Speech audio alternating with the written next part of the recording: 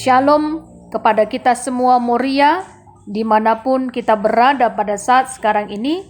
Kasih karunia Allah selalu menyertai kita, menuntun kita dalam setiap aktivitas kita sepanjang hari ini pun. Tuhan tetap memberkati. Mari kita bersatu di dalam doa. Kita berdoa. Bapa kami yang ada di dalam kerajaan surga, pada hari ini kami mengucap syukur untuk segala kebaikan dan kemurahan hati Tuhan yang senantiasa Tuhan berikan di dalam kehidupan kami selaku anak-anak Tuhan. Nande, Ibu, dimanapun kami berada, pada hari ini kiranya firman Tuhan menuntun kami untuk senantiasa kami lebih memahami karena betapa baiknya Tuhan di dalam kehidupan rumah tangga kami. Berbicaralah Tuhan, kami sudah siap untuk mendengarkan firman-Mu. Di dalam nama Tuhan Yesus, kami sudah berdoa dan mengucap syukur. Amin. Kejadian 2 ayat 21 sampai 24. Beginilah karena firman Tuhan.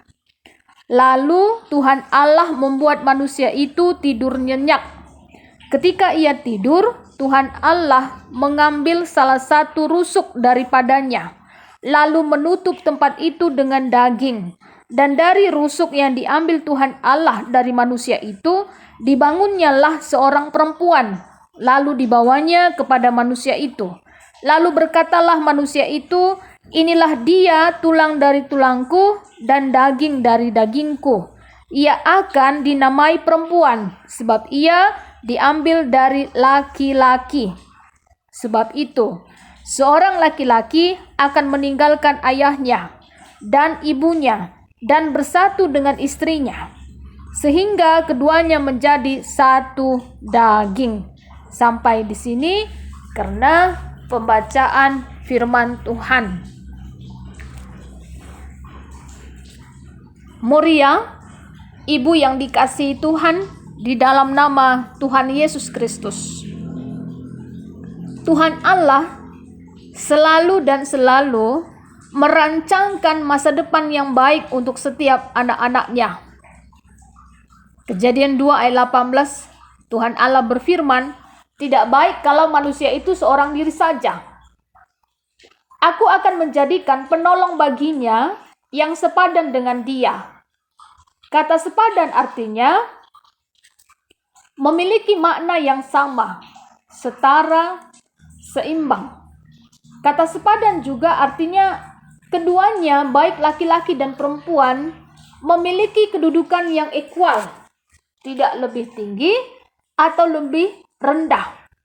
Keduanya adalah mitra kerja Allah dalam hidup berpasangan untuk membangun keluarga secara bersama-sama dengan kasih Tuhan. Artinya, lebih jauh bahwa pernikahan adalah anugerah Tuhan Allah, di mana Tuhan Allah memiliki inisiatif, di mana laki-laki dan perempuan diciptakan oleh Tuhan Allah untuk saling melengkapi, saling menolong satu dengan yang lainnya. Arah bahan renungan kita ini, di mana Tuhan Allah membuat manusia itu tidur nyenyak, yaitu Adam. Lalu Tuhan Allah mengambil salah satu rusuk daripadanya, lalu menutup tempat itu dengan daging. Ternyata Tuhan Allah menjadikan perempuan, yaitu Hawa, dan dibawa kepada Adam manusia itu spontan. Manusia itu ataupun Adam itu mengatakan, "Inilah dia, tulang dari tulangku dan daging dari dagingku. Ia akan dinamai perempuan, sebab ia diambil dari laki-laki.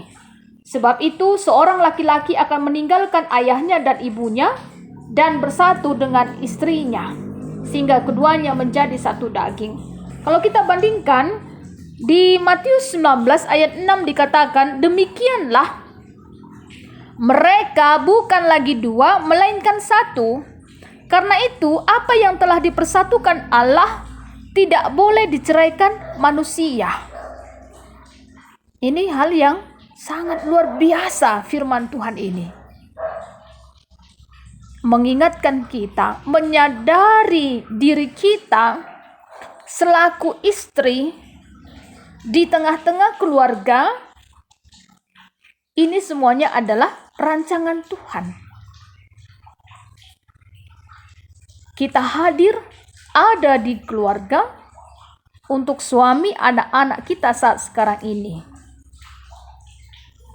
Rancangan Tuhan tidak pernah salah, rancangan Tuhan tidak pernah gagal.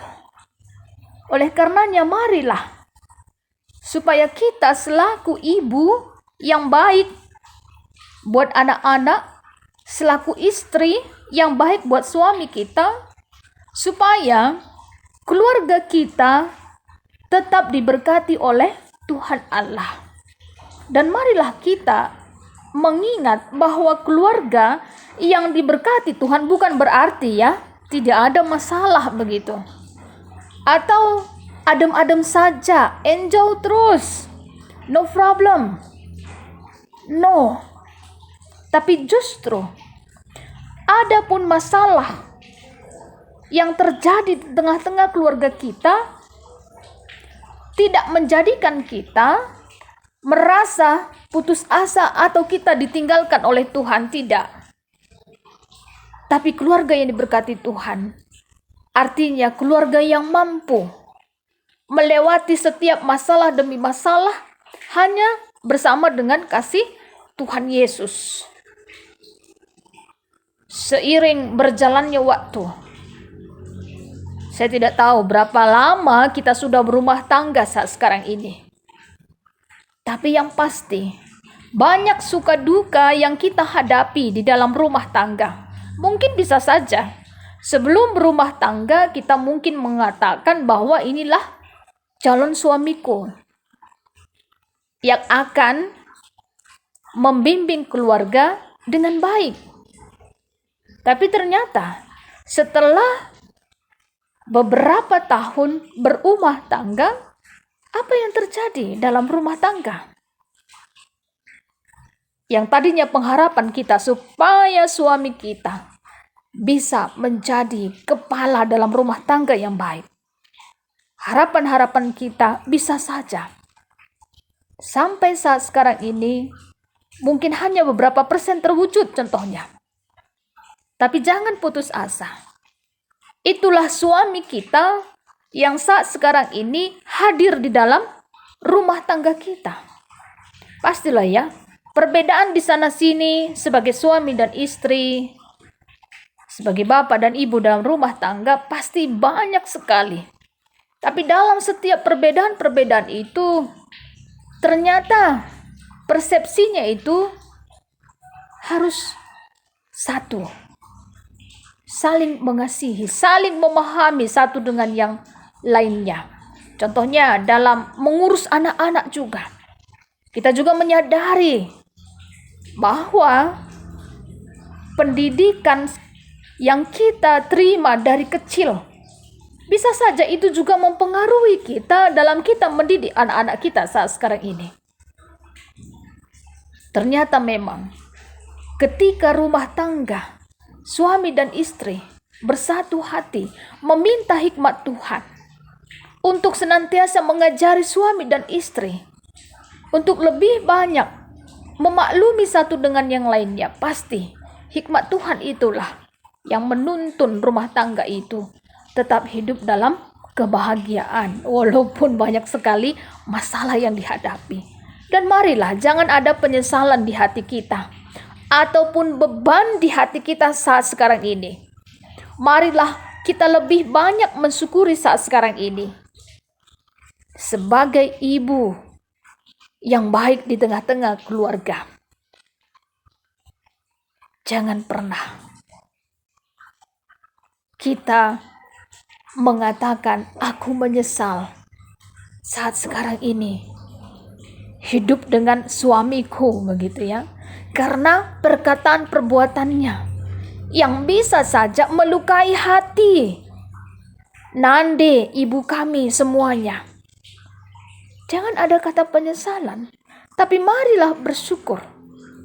Kita ini luar biasa loh, selaku ibu di tengah-tengah keluarga kita.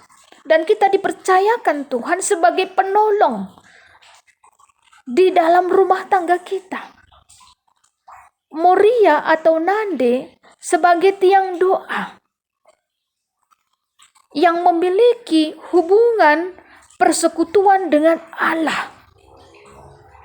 Dan marilah harus tetap diingat, mengalah untuk menang adalah hal yang positif untuk dilakukan. Ingat ya, mengalah itu bukan berarti kalah, tapi mengalah untuk menang. Kecantikan kita sebagai wanita bukan saja secara lahiriah, tapi kecantikan kita adalah kecantikan dari dalam hati. Roh yang lemah lembut dan tentram yang sangat berharga di mata Allah. Kita bisa bandingkan di 1 Petrus 3 ayat 1-6. Oleh karenanya, sekali lagi, marilah tetap bersuka cita di dalam Tuhan. Karena orang yang berani berumah tangga adalah orang yang berani susah. Berani berjuang untuk selalu bersyukur kepada Tuhan dalam setiap keadaan apapun. Baik susah, senang, sehat, sakit, dan lain sebagainya. Dan dia tahu bahwa Tuhan Allah di dalam nama anaknya Yesus Kristus, itulah sumber kekuatannya di dalam menjalani hari-hari kehidupannya. Dalam rumah tangganya, dia percaya Tuhan akan selalu menyertai dan menyertai kehidupannya. Oleh karenanya, marilah Ibu Nande yang dikasihi Tuhan, tetap semangat, sehat-sehat dalam menjalani hari-hari kehidupan kita, karena kasih Allah tidak akan pernah meninggalkan kita. Mari kita bersatu di dalam doa. Kami mengucap syukur Bapa kami yang ada di dalam kerajaan surga. Firman Tuhan yang sudah kami dengar, kiranya memberikan kekuatan di dalam kehidupan kami selaku ibu dalam rumah tangga dan pekerjaan apapun yang kami lakukan. Ajari kami Tuhan untuk senantiasa bersyukur karena kasih Tuhan yang luar biasa di dalam kehidupan rumah tangga kami. Berkati kami, walaupun banyak masalah-masalah yang bisa saja saat sekarang ini belum selesai kami selesaikan, tapi Tuhan ternyata mampu menyelesaikannya dalam kasih Tuhan saja. Ajari kami Tuhan untuk senantiasa bersyukur hanya kepada kasih Tuhan saja.